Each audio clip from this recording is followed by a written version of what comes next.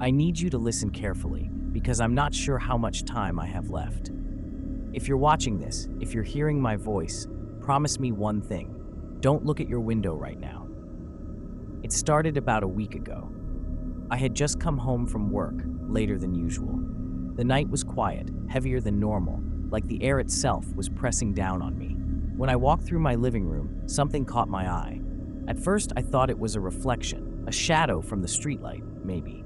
But when I looked closer, I realized there was a man standing on the other side of my window. He didn't knock. He didn't try to force his way in. He just stood there, smiling, wide, too wide, his teeth stretched like they'd been carved into his face. His hand was pressed against the glass, and he tilted his head as if he was studying me. And then slowly he moved his fingers, waving, beckoning, like he was inviting me to come closer. I froze. My mind couldn't process it at first. My apartment's on the second floor. There's no balcony, no fire escape, just a drop straight down to the pavement. So how the hell was he standing there? I shut the curtains immediately and forced myself to breathe. It's nothing. You're exhausted. You imagined it. I repeated those words until I could almost believe them. The next morning, sunlight filled the room, and everything looked normal. No footprints, no sign that anyone had been outside my window. For a moment, I convinced myself it had been a dream, a hallucination brought on by stress. But then came the second night. This time, I didn't see him right away. I heard him first, a faint tapping, like fingernails brushing against glass. I turned my head, and there he was again, closer than before. His face pressed against the window, those black, empty eyes fixed on me. And then I heard it, his voice. Let's play. It wasn't loud. It wasn't even a whisper. It was like the words were inside my head, crawling behind my ears. My skin went cold, my stomach twisted, and for a moment I thought I was going to vomit. I pulled the blanket over my head like a child. I didn't move, didn't breathe, just waited. And eventually, the sound stopped. The next morning, once again, everything was fine. No man, no marks. Just the faint memory of a smile that wouldn't leave my mind. But it didn't stop there. Every night since then, he's been back, always at the window, always smiling, always asking me to play. And each night, I've tried to ignore him, to pretend he isn't there. But I can feel it now, his patience thinning. He doesn't just want me to see him anymore. He wants me to open the window. I thought ignoring him would be enough. I thought silence would starve whatever he was. I was wrong. The third night, I left the lamp on. The warm, yellow pool of light made the room feel less like a cavern and more like a small, sane island. He stood at the window anyway, framed by the dark like a stain. Up close, his skin looked papery, like old vellum stretched too thin over bone. The closer I looked, the less human his face became. Too many lines that didn't belong to age, grooves as if someone had carved a permanent grin into his cheeks. His eyes were hollows, not quite black, more like holes that absorbed the light instead of reflecting it. When he smiled that time, I felt my throat tighten as if my voice had been stolen. He tapped the glass with one knuckle this time, not a polite knock, but a slow, deliberate rhythm. Tap, tap, tap. It matched the beat of my heart.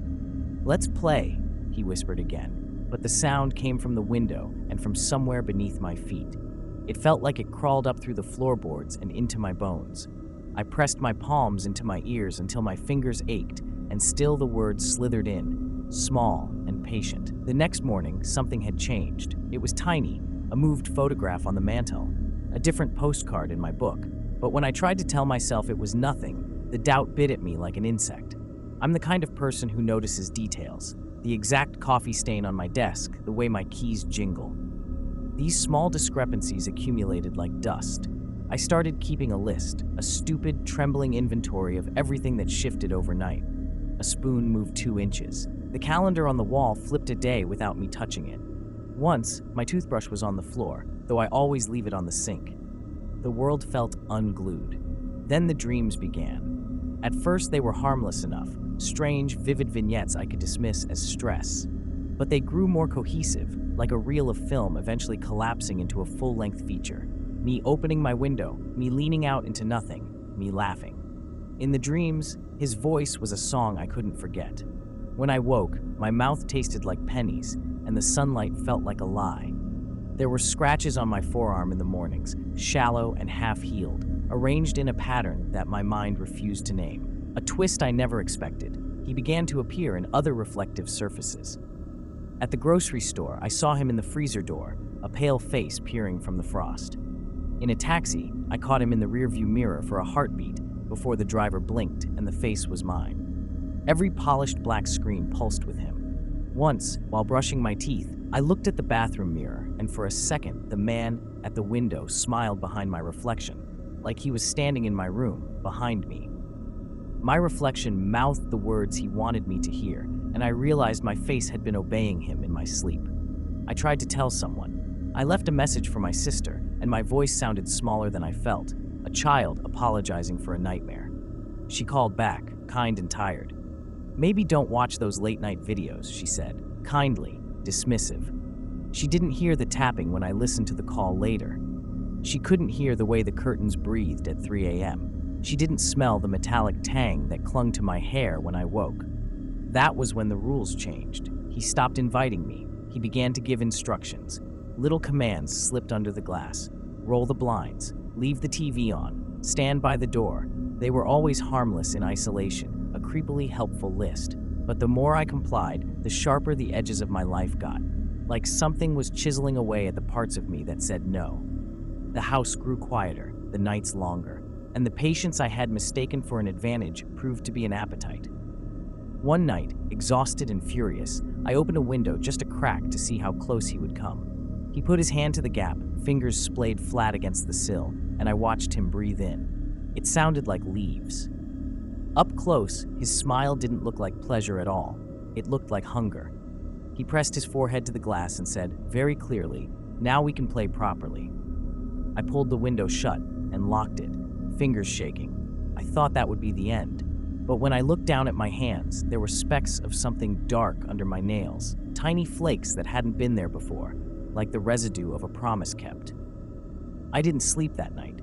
I couldn't. Every creak of the house, every shift in the air felt like a signal, like he was already inside.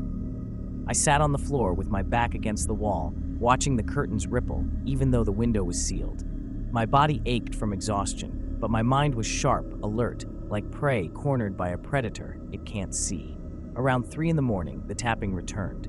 Louder this time. Insistent. Tap, tap, tap. My skin broke out in goosebumps, and my teeth began to chatter, even though the room wasn't cold. I didn't move. I thought maybe if I stayed still, if I ignored him long enough, he'd go away. But then I heard the lock, the soft metallic click of it turning on its own. My heart stopped. The window, which I had locked with trembling hands, slowly slid open, letting in a gust of air that smelled like damp earth and iron. And then he was there, not outside anymore, not framed by glass, but inside. His hand was still raised in greeting, his smile stretched wider than I thought a face could stretch. "You opened it," he whispered, though I hadn't. "You let me in." I wanted to scream, to run, but my body betrayed me. My muscles felt like wet cement, my throat dry and useless. He moved closer, each step deliberate, the floorboards silent beneath him. His presence swallowed the room. The air felt heavier, like gravity itself bent around him. He crouched down in front of me, and for the first time I saw the details hidden in shadow. His skin wasn't just pale, it was cracked, like porcelain, with thin black lines running through it. Behind his smile, his teeth were jagged, uneven, too many for one mouth.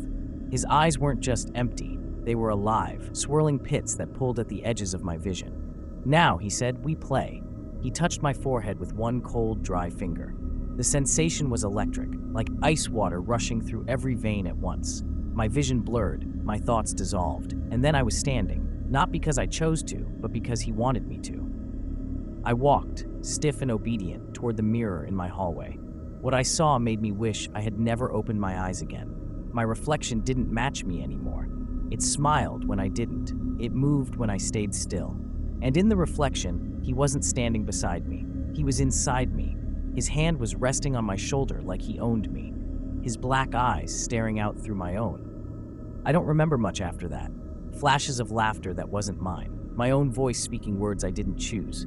The sound of glass breaking. Maybe a scream, though it could have been my imagination. But this morning, I woke up in bed. My curtains were drawn. The window was locked again. For a moment, I tried to believe it had all been a nightmare, until I looked in the mirror, and I saw him smiling back. Subscribe to Horror Story Bar.